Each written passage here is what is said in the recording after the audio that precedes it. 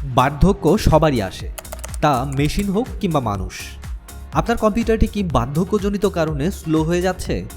কোনো কমেন্ট করলে সেটা পূরণ করতে অনেক বেশি সময় নিচ্ছে, কিংবা অন অফ হতে পার করে দিচ্ছে যুগের পর যুগ? তাহলে আজকের ভিডিওটি আপনার জন্যই। বুড়ো যন্ত্রকে আপনি চাইলে তাগড়া জোয়ানের মতো বানিয়ে ফেলতে পারবেন। এর জন্য কি করতে হবে সেটাই আপনাদের আজকে জানাবো। আপনারা দেখছেন টেক মাই টিউন। ছোট্ট একটা লাইক দিয়ে চ্যানেলটিকে সাবস্ক্রাইব করে ফেলুন।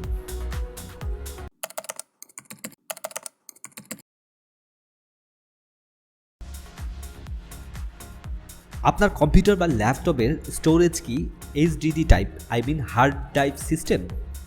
যদি বার্ধক্যজনিত কারণে পিসি বা ল্যাপটপটি স্লো হয়ে থাকে, তাহলে তাকে সুপারফাস্ট করার জন্য আপনাকে প্রথম একটি কাজ করতে হবে, যেটা হচ্ছে আপনার এইচডিডি টাইপ স্টোরেজ পাল্টে সেটাতে এসএসডি টাইপ স্টোরেজ লাগাতে হবে। ল্যাপটপ হলে আপনি এইচডিডি অথবা এসএসডির যে কোনো একটাকে চয়েস করতে হবে, কারণ ল্যাপটপের জায়গার স্বল্পতা রয়েছে।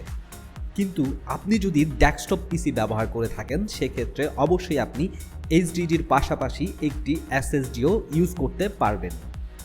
এইচডিডিতে আপনি প্রয়োজনীয় সফটওয়্যার ও ফাইল স্টোরেজ করবেন, আর এসএসডিতে আপনি উইন্ডোজ প্রোগ্রামিং যে ফাইলটা রয়েছে সেই ফাইলটা রাখবেন।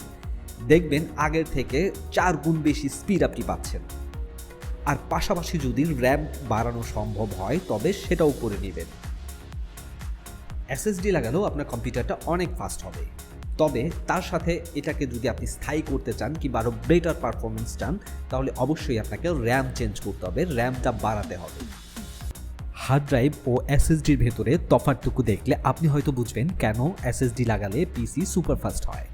আমি আপনাদের বোঝার স্বার্থে সেই জিনিসগুলো আপনাদেরকে দেখাচ্ছি। এইচডিডিতে ডাটা রিড এবং রাইটের অনেক বেশি সময় লাগে, সেই তুলনায় এসএসডিতে সেটা অনেক দ্রুত হয়, 4 থেকে 5 গুণ দ্রুত। হার্ড ড্রাইভে অনেক বেশি ল্যাটেন্সি দেখা যায়, কিন্তু এসএসডিতে ল্যাটেন্সির পরিমাণ একেবারেই কম। হার্ড ড্রাইভে অনেক বড় ফাইল স্টোর করলে ফার্মেন্টেশন হওয়ার ঝুঁকি থাকে, সেই দিক থেকে এসএসডিতে কিন্তু এই ঝুঁকিটা অনেক কম। হার্ড ড্রাইভে ভাইরাস অ্যাটাক করার যথেষ্ট জায়গা থাকে, অপরদিকে এসএসডিতে লিমিটেড জায়গা হওয়ার কারণে সে চান্সটা অনেক কম থাকে। হার্ড ড্রাইভ কতগুলো ডিস্কের সমন্বয়ে তৈরি হয়ে থাকে, অপরদিকে এসএসডি সলিড ডাটা ড্রাইভ দ্বারা তৈরি। হার্ড ড্রাইভের যন্ত্রাংশ মুভিং হয়, যার কারণে সেখানে এক ধরনের কম্পন সৃষ্টি হয়, সেই কম্পনের ফলে কিন্তু যন্ত্রাংশগুলো ড্যামেজ হয়ে যায় একটা সময়। অপরদিকে এসএসডিতে কিন্তু মেকানিক্যাল এবং ইলেকট্রনিক্স পার্টস থাকে, যেটাকে আমরা বলি আইসি। সেটা আইসির সমন্বয়ে তৈরি হয়, যে কারণে সেটা মুভিং হয় না কিংবা ভাইব্রেট হয় না, যে কারণে হার্ড ডিস্ক থেকে সেটা অনেক বেশি টেকসই। তাহলে এখন বুঝুন, আপনারা আসলে হার্ড ডিস্ক থেকে এসএসডিতে যদি আসেন, সেক্ষেত্রে আপনাদের যেমন ডাটা সুরক্ষিত থাকবে, সেক্ষেত্রে আপনার পিসির স্পিডটাও অনেক দ্রুত হবে, যেটা হার্ড ড্রাইভ থেকে অন্তত 4 থেকে 5 গুণ বেশি দ্রুত ডাটা আপনি ট্রান্সফার করতে পারবেন। ভিডিওটি ভালো লাগলে অবশ্যই একটি লাইক দেবেন এবং চ্যানেলটিকে সাবস্ক্রাইব করবেন। আপনারা কোন ধরনের ভিডিও দেখতে চাচ্ছেন সেই বিষয়ে কমেন্ট করবেন, অবশ্যই আমি চেষ্টা করব সে ধরনের ভিডিও তৈরি করার জন্য। সবাই সুস্থ থাকবেন, ভালো থাকবেন, দেখা হবে নতুন কোনো ভিডিওতে। আল্লাহ হাফেজ।